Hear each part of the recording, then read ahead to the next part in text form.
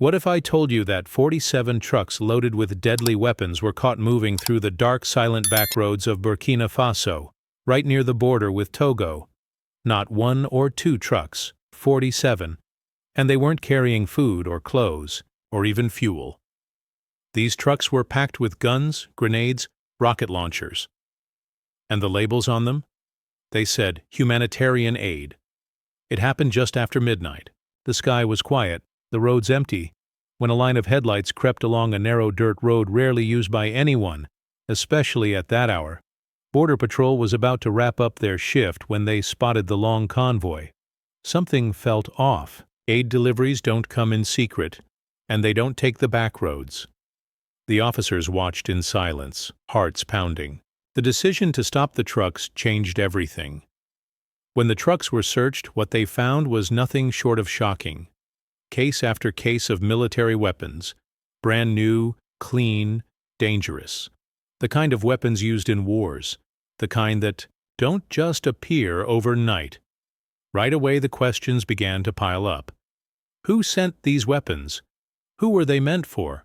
Why would anyone try to sneak them in like this? That's when Captain Ibrahim Traoré stepped in. Young, sharp, and fearless, he didn't wait for permission. He didn't worry about who would be angry. He saw the danger and took charge. Some say that moment changed the future of the country, because this wasn't just smuggling. It was organized, it was professional, and it was meant to stay hidden. These trucks weren't delivering chaos by accident. Someone planned this. Someone wanted to see Burkina Faso fall apart, and maybe it wouldn't have stopped there. As the investigation began, rumors started spreading. This looked a lot like what had happened before in other places, Libya, Syria, even Yemen. Countries once strong, now torn apart by war, by foreign interests, by silence. Was this the same kind of game? Were people in high places trying to do the same thing here? What started as one strange night on a quiet road turned into something much bigger. This wasn't just about trucks. It was about a threat that could have set the whole country on fire. But it didn't, because one team made the right call, and because Captain Traoré didn't flinch. There's more to this story, much more. Who was behind this? What did they want? And how deep does the plan go? Stay with us as we walk through the secrets, the betrayals, and the fight to stop a country from being torn apart from the inside. As soon as Captain Ibrahim Traoré received the full report from the border team, he understood the danger. This was not a one-off crime. It wasn't just bad men moving guns. It was bigger. Quietly, without making noise, he ordered the next step: intercept and contain. No mistakes. Helicopters lifted off. Drones flew out across the skies. On the ground, troops moved into place. The 47 trucks were still rolling, unaware that the net was closing in. By 4 a.m., the road ahead was blocked. Lights flashed. Soldiers surrounded the convoy. Some drivers tried to run. Others froze. But no one escaped. One by one, the trucks were opened. What the soldiers found inside made even the most experienced among them fall silent. Crates that were marked as food and medicine were actually full of guns. M16 rifles, AK-47s, boxes of bullets, rocket launchers, grenades, even anti-aircraft missiles. One general whispered, "This isn't smuggling. This is an army hidden in trucks." Another officer added, "This isn't for defense." Someone was preparing for war. Inside the trucks, most of the drivers looked confused and scared. Many claimed they didn't know what they were carrying. They were told the cargo was machine parts or aid supplies. But during interrogation, one man finally broke. His name was Jean-Baptiste. He admitted he had been hired to drive his truck to a warehouse in Togo. He was told it would be reloaded onto a ship. He looked truly shaken. "They lied to us," he said. "We didn't know it was weapons." But the deeper the officers went, the more they realized this wasn't thrown together overnight. The plan was detailed. Every truck had been given a separate route. The drivers left from different places, even on different days. They all met at the border. On purpose. It was meant to avoid attention. Whoever designed this had thought of everything. Then came the part that sent chills through the room. Forensics teams began checking the weapons. They recovered serial numbers that had been scratched out. Some were traced back to war zones, guns from the civil war in Libya, others used in Yemen. But what scared officials even more were the new ones, fresh weapons, unused, from factories in Europe. When the final count came in, the value of the weapons passed $100 million, and that wasn't even counting the explosives. This was not a black market deal gone wrong. It was a full-scale international network, carefully planned, heavily funded, highly protected. The question now was, by who? President Traore called a national security meeting. His ministers arrived quickly. Some sat in shock, eyes wide, hands trembling. One of them asked the obvious question, "Is someone inside our government helping them?" Another whispered, "Who is paying for all this?" The room stayed tense for hours. Names were brought up. A few ministers demanded the press be involved, but Traore refused. "Not yet," he said. "We need truth, not panic." Outside the government walls, the public knew something was wrong. Rumors spread fast. People talked about the convoy, about helicopters and secret meetings. Some feared war. Others feared betrayal. Journalists began digging. A few tried to reach soldiers who were there that night. Some reporters claimed they had pictures. News websites started hinting at a big discovery. But still, no one knew the full story. Only the top security team had access to all the facts. The capital grew tense. People waited. Everyone felt it. Something was happening behind the scenes, and it wasn't small. Traore stayed focused. He had no room for panic. Only one thing mattered now: finding out who built this network and stopping them before the damage was done, because what they had discovered was not just an illegal delivery. It was a threat meant to tear the country apart, and this was just the beginning. The raids began just before sunrise. Quiet orders were given. Engines started across the city. In total, 23 warehouses were targeted. Special forces moved in at the same time. No warnings, no time for anyone to escape. By the end of the day, 17 of those locations had been sealed off and declared crime scenes.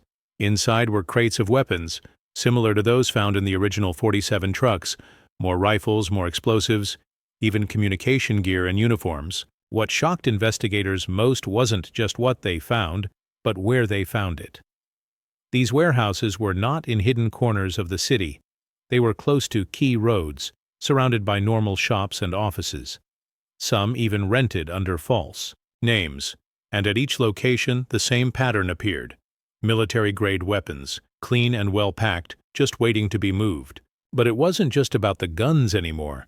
It was who they arrested: former ministers, retired generals, rich businessmen who once smiled on TV and promised to serve the nation.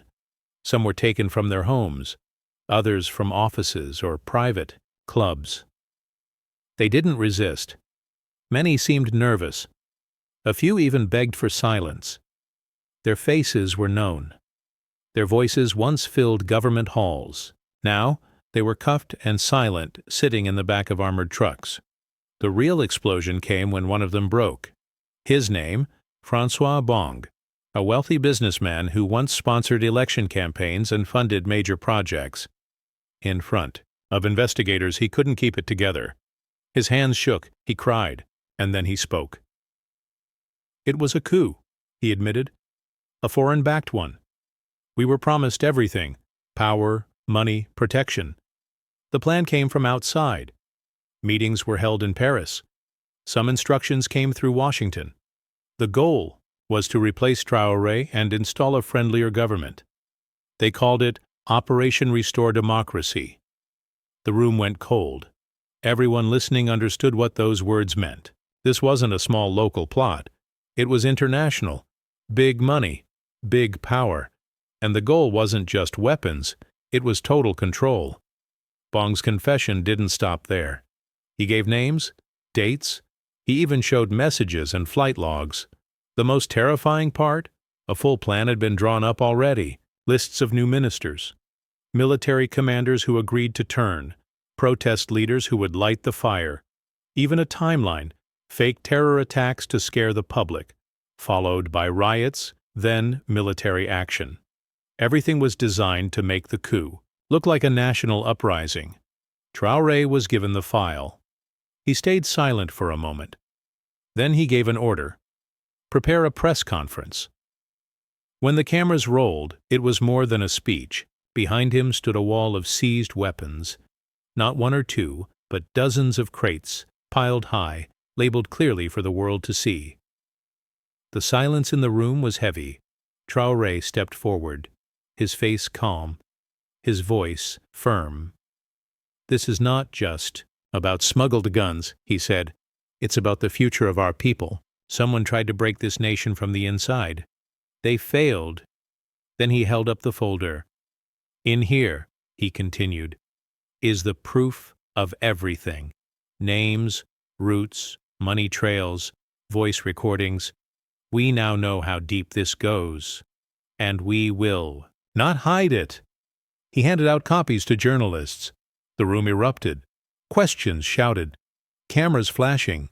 Phones buzzing with breaking headlines. The story hit the news across the continent within minutes. Then came the international shock.